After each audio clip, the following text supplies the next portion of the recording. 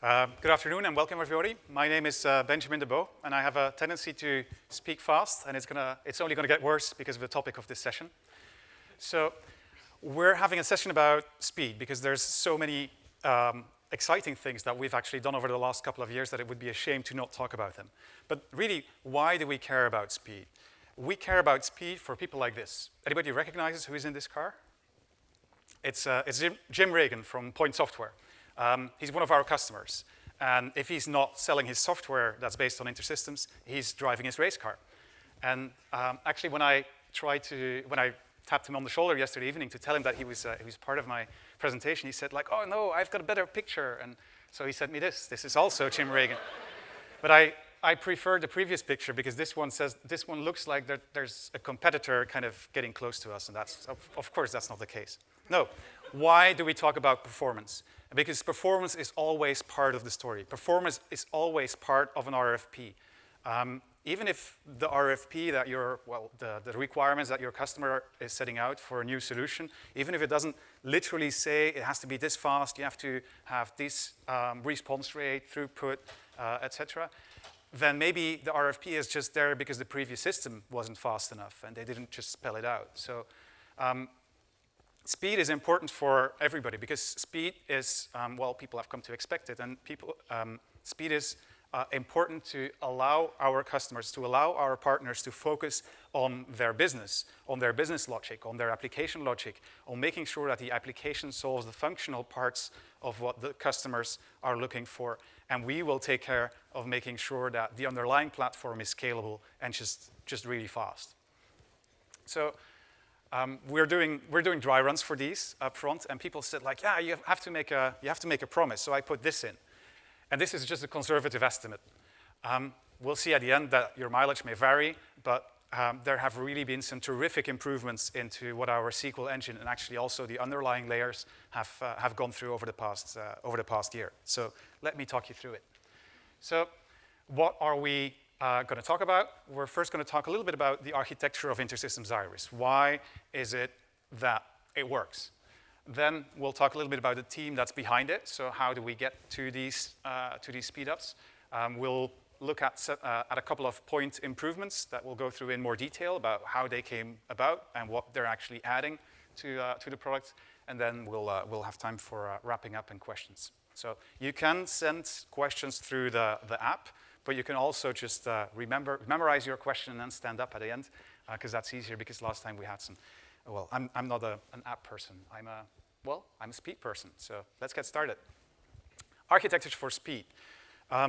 Why is this important? It's important because we've been a data platform company for 40 years. We've been selling software for 40 years. And over those 40 years, we've learned a lot. We've learned how to make good software, how to make fast software. And that's really resulted in this architecture. So rather than some of the new SQL solutions that have come about recently, who are patching together a number of other very powerful, very worthwhile technologies, they're sort of kind of loosely coupled.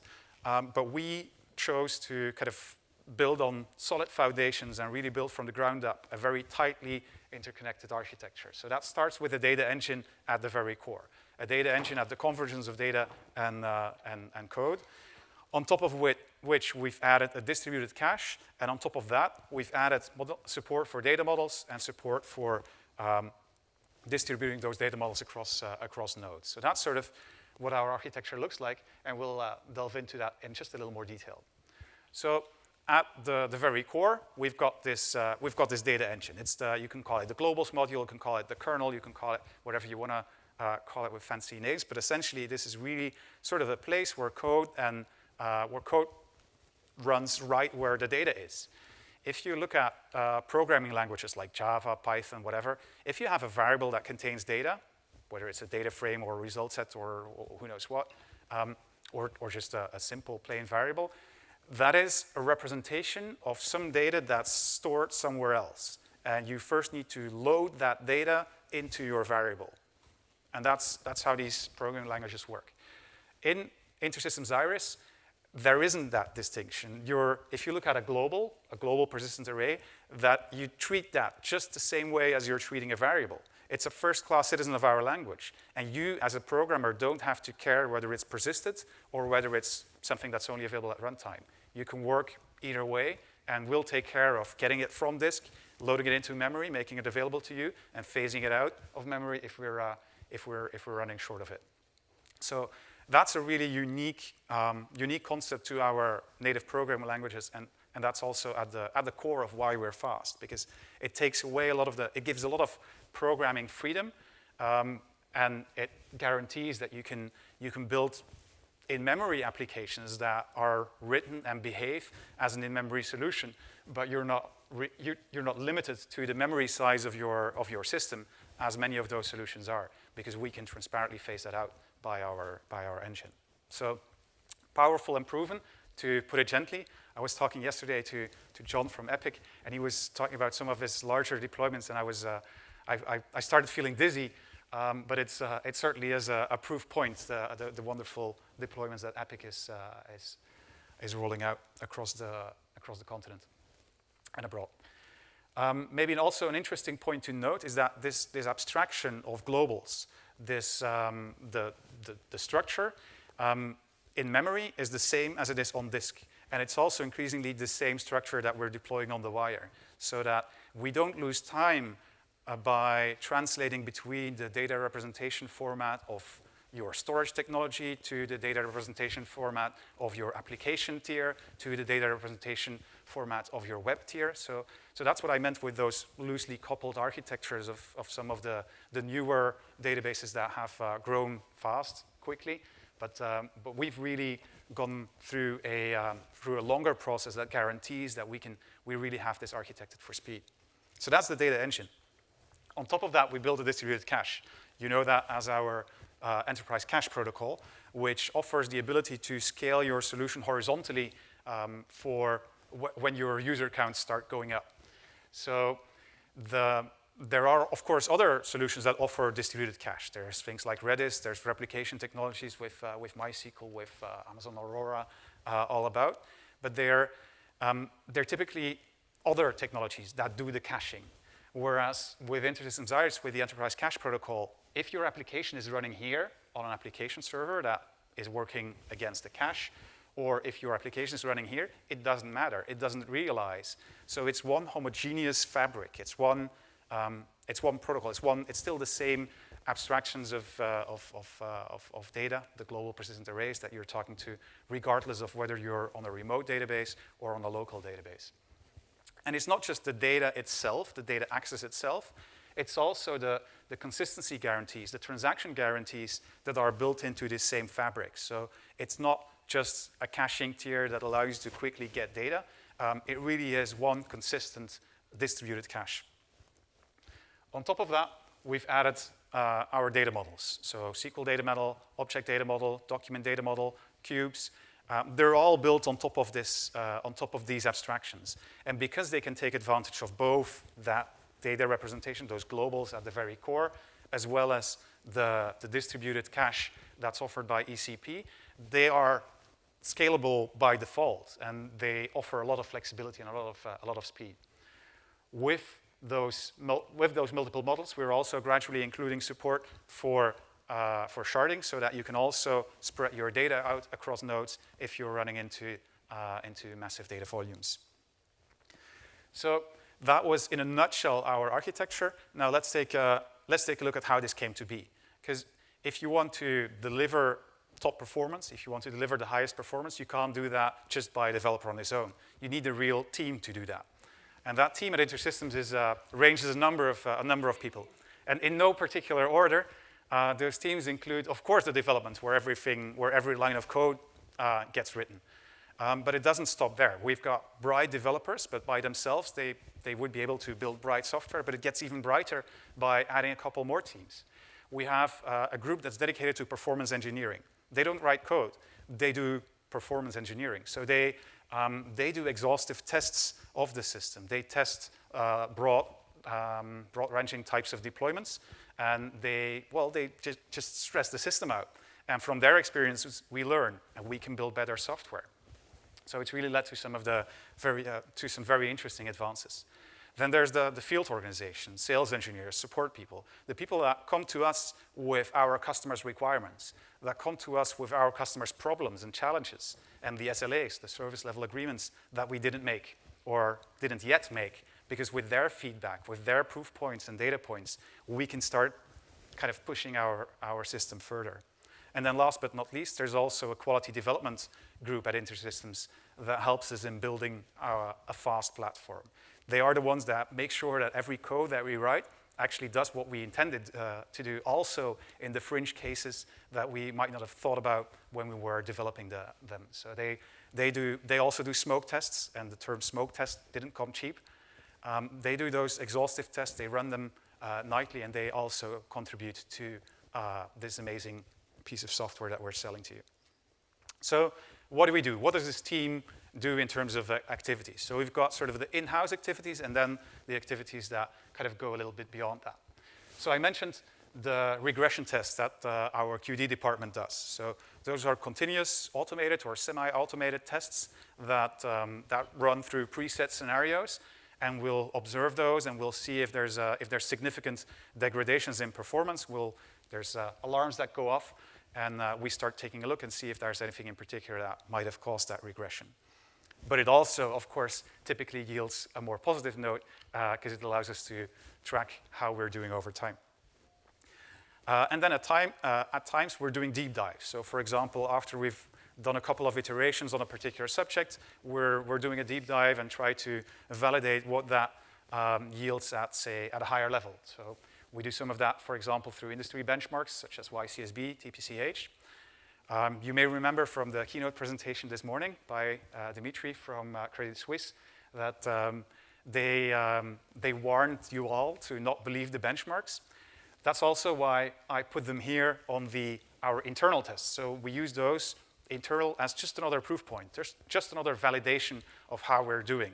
We're not actively marketing those because there's, just like Dimitri says, they have a certain marketing value, but very many customers who take it seriously will come with their own benchmarks, will come with their own tests. And that's what we do extramuros. That's partner testing. That's leveraging the customer benchmarks, their real-world workloads, preferably also with real-world data, to see what it means, what a particular upgrade might mean for this particular customer, or in a sales context, a more competitive benchmark where we're running the customer's benchmark and the customer is also running it with 2 or 3 other vendors. And those are the more stressful ones, but also the more rewarding ones, because eventually this is also how we get a dollar to fund all of those wonderful developments. So those are some of the activities that we're conducting to kind of see this performance development.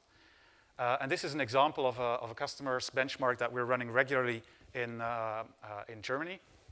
So lots of credit go to the sales engineer Gert Nachtheim, who's diligently running this against every other release to check how SQL is doing. So remember I said that we made SQL 2x faster. That's actually a bit of a conservative estimate because, well, one of the first tests they did was on a 2016.2 cache system, and then all of these are IRIS tests. So as you can see, there's been tremendous improvements over the past 2 years. And it's only continuing, so there's a lot of further activities going on here. But this is just one example of how we're dealing with real-world benchmarks with real-world data on a regular basis. Okay, let's zoom in on a couple of individual advances that we've made in the past year. And we'll start with one very significant thing on the data engine side, so really in our globals module. For that, just a little bit of context. So if you're thinking about databases are all about finding values based on a given search key. Every database is sort of every database technology is typically spending the majority of the CPU time on that process, on finding the value corresponding to a particular search key. And those could obviously be values corresponding to consecutive keys if you're doing a range lookup or something. And for many databases, that's just numeric keys and then any other type of values. for InterSystems, with our global persistence arrays, we're offering quite a bit of flexibility there, because we don't just offer numeric singular indices, but we have a lot of flexibility that our customers have come to appreciate. But we also spend a lot of our time in that function that does the essential lookup through a piece of memory called a block. So let's take a closer look at how that block structure works and how we can possibly speed it up. So let's take a look at a B+3. So we'll kind of time travel back into potentially computer science classes. I don't know how many years or decades ago that might have been, and I'm probably doing it injustice. But if you want a full explanation of these, just across the river is MIT. There's professors there that can describe this in more detail. But this is sort of a mock-up of a B+3, which is kind of the concept underneath many database technologies. So what are we looking at? We're looking at blocks, which are the way or the unit of memory or the unit of storage, how data is organized on disk and in memory. And the ones in light blue here are pointer blocks. So that means that they contain pointers to other blocks. And at the bottom, we have data blocks that contain the actual values. So now, what is in such a block? In a pointer block, there are key values, and you walk through those key values until you find, so you have a certain key in mind that you want to look up. So imagine we want to look the value for key number 27 up. So we're going to start in our top level block, and we're going to walk through it until we find a key that sorts after the value I was looking for. That means we've gone too far. That means we need to go to the previous block and follow the pointer. So I come in with 27. 27 is bigger than 0. That's good. So I go to the next one. 27 is smaller than 100. OK, I needed to follow this pointer. So I come into this block. I go through the start. 0 is smaller, 11 is smaller, 74 is bigger. So I go to the previous block, and now I end in my data block. And again, I walk through my block. 12 is smaller, 16 smaller, 27, bingo. I get my value. So this is how databases work. This is how that compute-intensive process works at the very core, for the very simplest operations. So walking through pointers, walking through blocks, and scanning those values to be able to retrieve you, scanning those keys in order to retrieve you the values. So this was conceptual. Now let's get a little more practical and look at how it looks on InterSystems IRIS. This is a simplification of how it's really implemented. Otherwise, Terry would probably get mad at me for giving away the kitchen secrets. But this is how a simplified block structure looks. So we've got our globals with a certain subscript value and then a data piece, in this case, let's say for tabular data.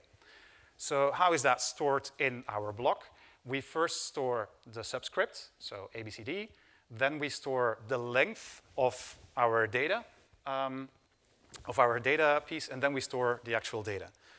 Then there's a second node in our global. So it has a different subscript that sorts after the one we just had, and it has different data, of course. Now, rather than store ABCDEF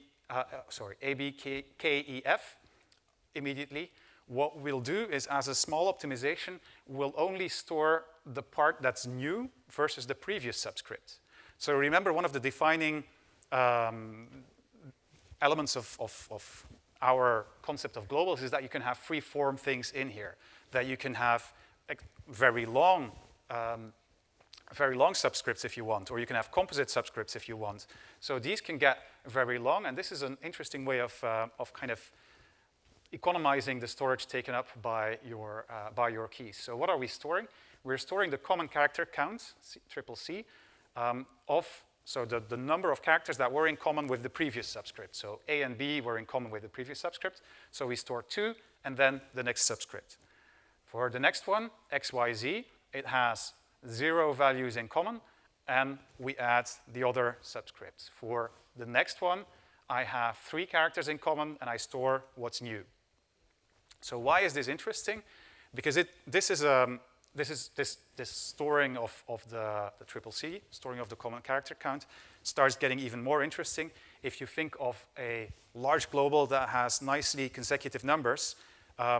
If it sorts, numerically, it's only the last character of your subscript that's going to be different. So you can economize quite a lot if you're, say, if your subscripts are running in the millions, rather than having to store 7 digits, you only need to store your common character count and the last digit. So that's quite an economization. So now, how do we walk through this? Imagine I want to find the key, the value corresponding to the key XYZ. I just go, or let's say ABKEF. What a horrible combination of characters that I choose here. So I go in, it sorts after ABCD, and it already has a couple of characters in common. I find that this value, which is not interesting to me, is 18 characters long, so I can immediately jump 18 characters on. So I don't have to read all of this, I just skip to the next subscript. Here, from that common character count of 2, I know that I have those 2 characters in common as well. I can match the remaining ones, and then I found my value. If I would be looking for XYZ, you would be skipping first 18 characters here, 33 characters here, and then here you'll find that this works. Wonderful. And extremely effective for forward searches. So if you're going through your entire global, you'll be, this is why going through a global is fast. Anybody who's writing object script every now and then? Of those people, who has never used $order? There you go. So this is what makes $order fast. So advantage of this block structure is that it supports arbitrary length subscripts, which is very, very nice. Also arbitrary length data values. And it's very efficient for forward search. It's not so efficient for backward search. So who's used $order? Reverse with -1. Okay, many people. You might not have noticed. I know John has, but you might not have noticed. But if you're doing this through very large globals, it starts getting a little less efficient. Because if I imagine I'm looking for all of the values that sort after, or that starting with XYZZ, then I need to go quite a bit back just to find out what my subscript was. I need to be able to scan through my entire block until I find a 0 common character count. Otherwise, I don't know where I am. I don't know what my subscript is. So while extremely fast for forward search, for backward search, and random search, it's less efficient. So in SQL, that would correspond to order by descending clauses, to put it simply, or just random searches with where clauses. So what are we going to do about this? This year, we and Ray Fusillo is in the room. He's sort of the main architect of this enhancement. We introduced node tables. What is a node table? In a node table, we're gonna, well, nodes are the sort of the records in our block. In node tables, we're gonna maintain a little bit of an index of where our data is to be found. So, and this is again a simplified version of it. So we're gonna store an index of all of the nodes, 1, 2, 3, 4, 5, 6, 7, and their offset, so that we, so rather than having to first read the subscript, read the length to know where to skip to, we're just storing the offset from the beginning of the block so that we can more quickly go through it. And for each node, we're tracking the prior node that had a lower CCC, that had a lower CCC, which is the node that we need to look for in order to find the next character or a couple of characters to reconstruct our subscript. Which means that if I walk this trail of prior nodes with lower CCC, I can very quickly, typically in less than 10 hops, I can rebuild my full subscript. So that suddenly speeds up our random searches and also our backward searches. And maybe more important even for the random lookups, it also allows you to implement naive binary search, because now you can jump to the middle of your node table. You can look up where to look for because you have the offsets from the start of your block, and you can start to do some binary search. So go back to our friends at MIT if you want a more proper description of binary search. But so that's one thing we store in those node tables, and we've actually made it even faster by also adding the next node with the lower CCC. So this is also something that you can use in your search algorithm to kind of not to know what's the next node that's going to sort after your search string. So that allows you to make your binary search more efficient by looking at a smaller section of your block. So this is what node tables structures are and what it allows for the search function. Now, how do we maintain those or how do we build those? We build those for pointer blocks, so the light blue ones, and for the dark blue, the data blocks that have sufficient room and that aren't changing very frequently. And then we keep it we store it at the end of the block so that it doesn't start consuming a whole lot of memory. So our experiments have shown that it consumes just about less than 1% of the overall memory. So that's fairly cheap. And we can automatically discard it as soon as our block changes and then just recalculate it on the fly next time we need it. This is fully automated. You don't have to do anything. All your dollar order code remains exactly the same.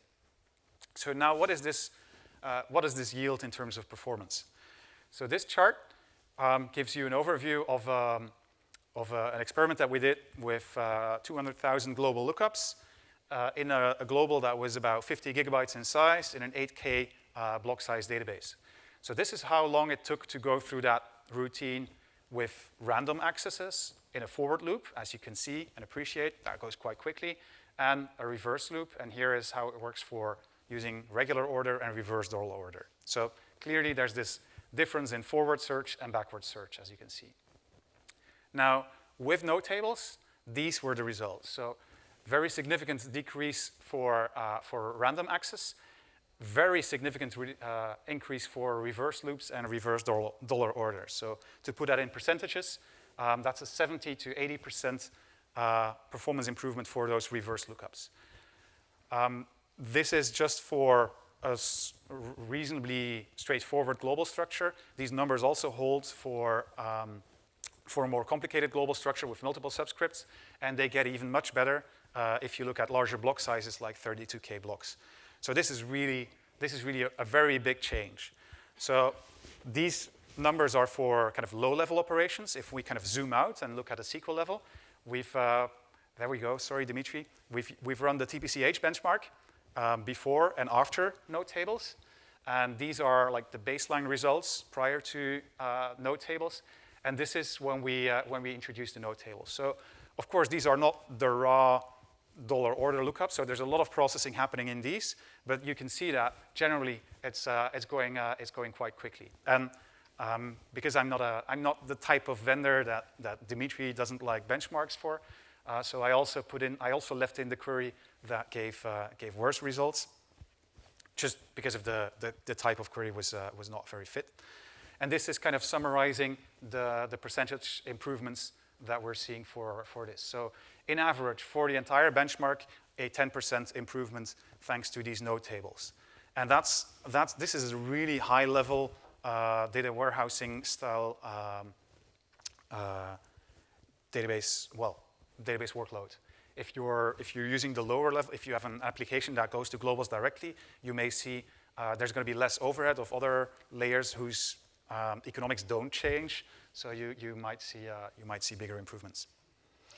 And then I also asked Ray for other interesting changes that we've made to the global module and the data engine, and he just couldn't stop providing great benefits. So this one, the top one, is also available in InterSystems Cache. The other ones are InterSystems IRIS only. But as you can see, there's been tremendous progress in all kinds of areas, and this is how it always goes. This is really what we're very much invested in, and so that this is kind of me making up for the slides that usually Robert Nagel used to present in his keynote on we got this much faster. So for people who have been with InterSystems a longer while and remember those sorts of keynotes. So lots of interesting advances in especially also in journaling, and a couple of improvements also in global access lookups for select platforms. This one's also very interesting, faster language execution that just significantly decreases the CPU consumption for the exact same workload. So that's what we've been working on on the data engine side. So let's take a look a level up at the SQL level. So here, for the first experiment I want to talk to is, again, a customer benchmark. Let's say friends of Dimitri had presented us with a very challenging benchmark. And so when we ran it, we met their SLA, so we met the performance targets that they gave, but our CPU consumption was very high. So we were almost fully consuming the hardware that they asked us to run this on. That's okay, but we were interested in decreasing that CPU consumption and see what we could do. So we set about using a very simple tool for process analysis to see which processes are taking up most of our CPU. And our friend gsearch4k comes out at a top, which was to be expected. But these two were a little surprising. So people who are much smarter than me started to ask questions like, why are we spending so much time on memory allocation? That's maybe something we can take a closer look at. So we started to focus on memory allocation. Then we ran other tests using MonLBL, for people who are familiar with the matter, to find out which lines of code were taking up most time. Turns out that this little sentence, this little line of code, was executed 2.5 million times in the duration of the benchmark, and was representing a fair amount of that memory allocation. Why is that?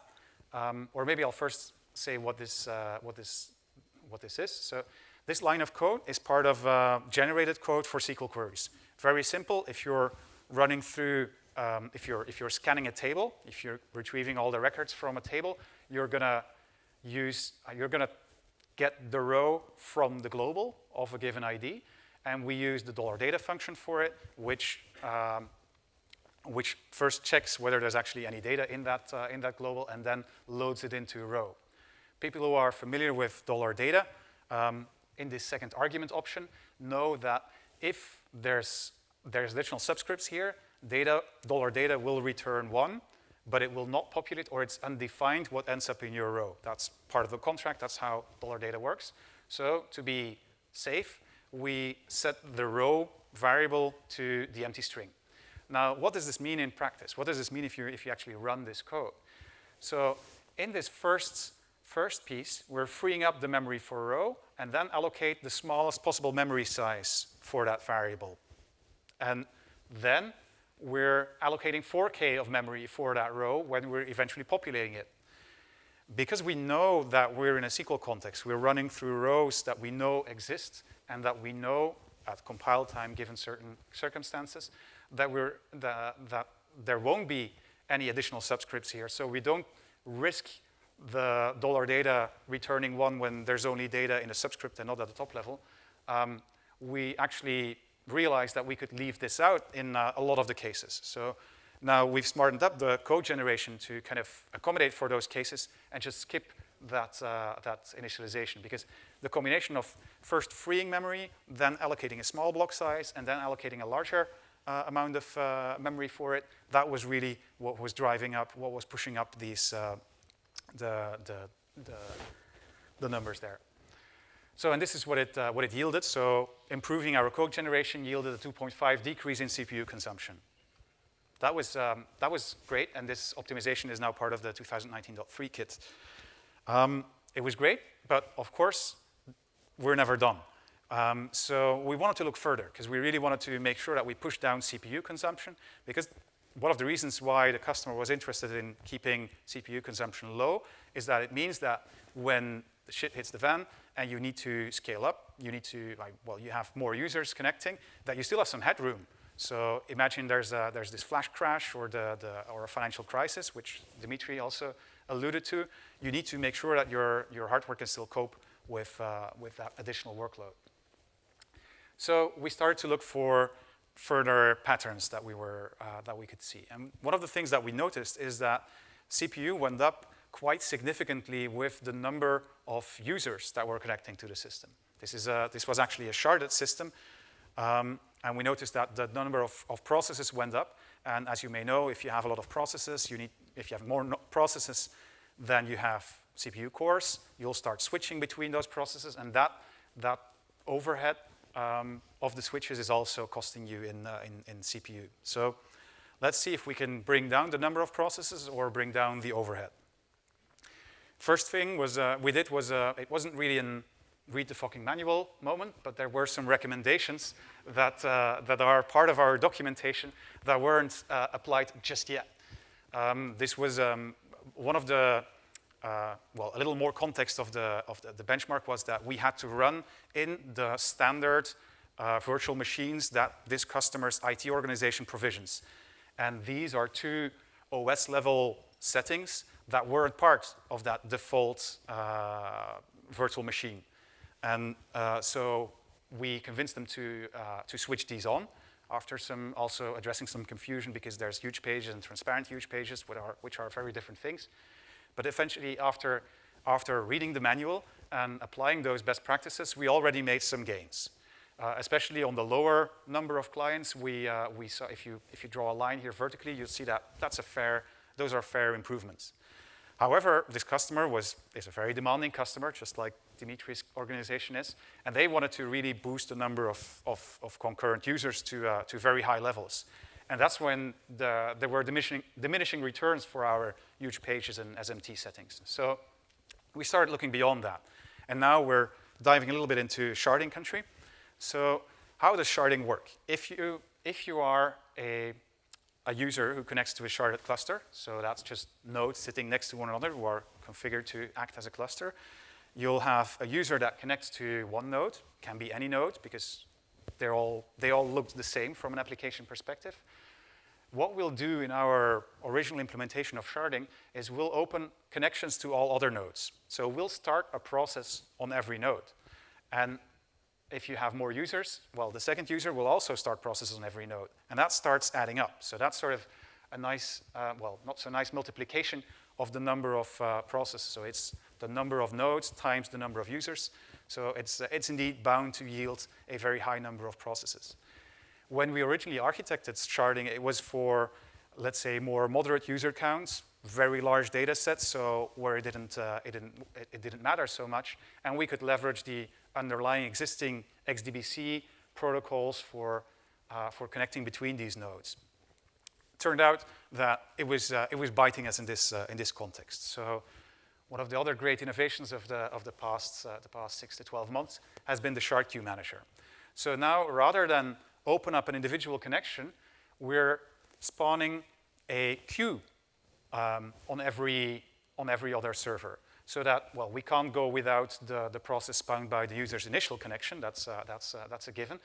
But now, if my user sends a query, we'll just put the shard local queries in the queue of all of the other shards. So there's no additional processes being opened. We just have a nicely managed queue, set of processes serving the entire queue that can scale more in a more reasonable fashion based on the available CPU capacity. So, and this is a feature that's going to be included in 2019.4, and that yielded a very nice improvement in, or a very nice decrease of CPU consumption for this workload. So this is one of the other bigger changes that went into SQL. Other than that, there's many other things that went in that improve how we parallelize work, how we distribute work in a sharded environment, etc. And maybe one important thing, or the most important thing to take away from this session is that this is free lunch. You get this for free. There's nothing required on your end. If you upgrade to the latest version, you will get these speedups. Remember the benchmark from the German customer. We changed nothing to the application when we were running it on these different environments. So all of these things come for free just by upgrading. Of course, the actual numbers will vary depending on your workload, depending on your concrete constraints. But typically, you're making progress by upgrading. And if you were looking for a reason to consider an in-place conversion, which is another session, and there will be demos of that in the Tech Exchange, this may be one of the very good reasons to upgrade, because you'll get free lunch.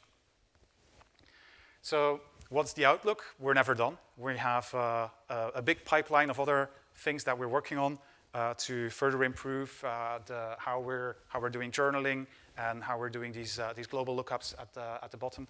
More team members are sitting in the back there, Young. And then on the SQL end, we're doing some exciting work. David is doing some exciting work on the costing functions that we use to calculate, to count selectivity into our query plans. We're looking to make use of LLVM. That's sort of dynamic compilation. Again, go to our friends at MIT for a full explanation of that concept. And also tighter integration with the kernel from our SQL engine. So a lot of really good stuff that's still going in, that's still in the pipeline. So I'll be here next year doing the same presentation, but with different graphs. And maybe another interesting thing is SQL window functions that are also coming along. That's more of a functional thing, but for people who are doing typical reporting queries, that may offer you tools to have more efficient queries, return you the information more quickly. To close off, I wanted to refer you to the many other sessions in our data management and analytics group. So there's Louise Parbury is presenting a session about scaling up and out that talks you through what horizontal scalability options we have, and also specifically comments on sharding. And then many of the other analytics-related sessions are also described here. These are done. Why do you put them up there? To remind you that you will soon be able to watch the recordings of these sessions. So we're making recordings of almost every session here, and they will be posted on the learning.intersystems.com starting somewhere next week or the week after. So with that, thanks. And if there's any questions, feel free to raise your hand and stand up. Ogi, you want to? Yes, please, if you could use the microphone.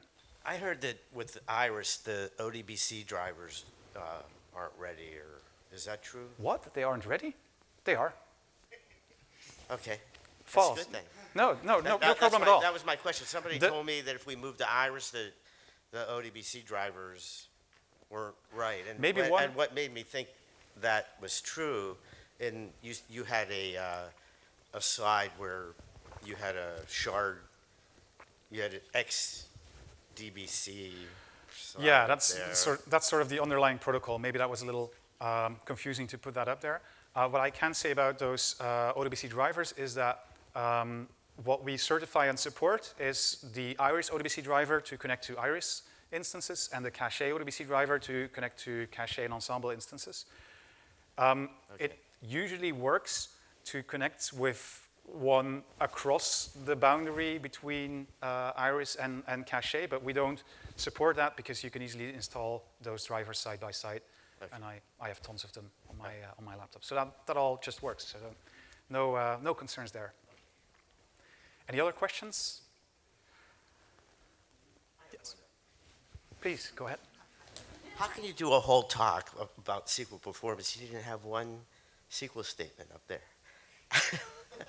Good point. Very good point. You got me there. That's because I don't really know any SQL. Any other questions? Anybody who submitted? Yes, please, if you wouldn't mind coming up to the microphone.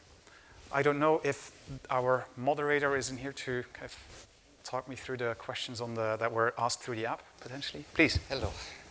Could you say some words about how the amount of subscripts affect the performance of the SQL, or if you're not using the SQL, is the performance hit linear if you're using more subscripts than less, or how is this? How does this impact? So the short answer is yes. If you have complicated subscripts and very very long subscripts, it's going to get a little more hassle, as you sort of could derive from the little simplified description that I gave. But how bad it is, I honestly couldn't tell. It's probably not too bad, but Ray in the back can probably give you a more detailed answer of that if you're interested.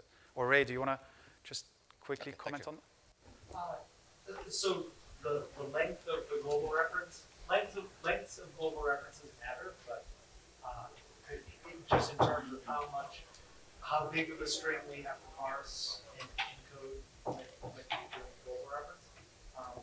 But it doesn't, in most applications, I don't think you'll see a huge difference. So I think it tends to turn into noise for most. Mm-hmm. Okay, so just repeating that for the recording.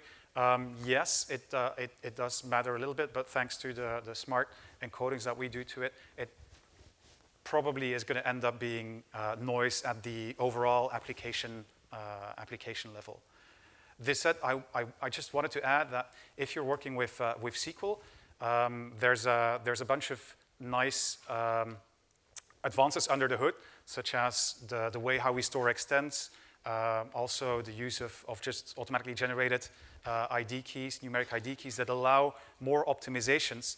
So if you're creating your classes through or your tables through DDL, you'll automatically benefit from all of these advances. So if you have a legacy application that was where you were interacting with global structures and you're doing a big migration, maybe it's also an interesting thing to consider to kind of update your SQL structures to something that's in line with current best practices, rather than try to map the possibly very exotic constructs that you were running with before. But that's what we have sales engineers for. That's what we have our performance engineering team for. We'll happily assist you in that on that journey. Any other questions? I think we're running out of time, so thanks all, and hope to see you soon.